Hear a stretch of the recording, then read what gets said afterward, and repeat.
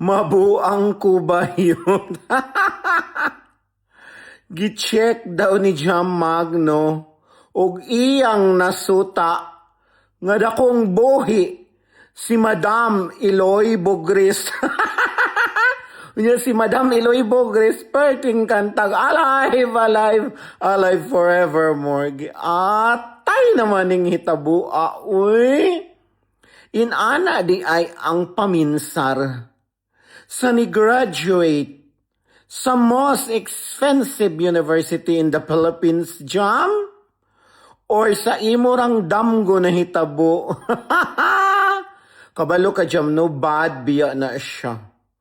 Bad biya nang mag-wish kag dautan sa usa ka tawo niya. Si Madam Eloy Bogres, dili baya siya dautan. Daubig. Kami na pod ang mo-wish ni Mugdautan, di ba? Pero dili na siya mahitabo kay dili man miin ana nga pagkatao. Dili man mi graduated sa imuhang gigraduatean nga most expensive university. Sa damgo.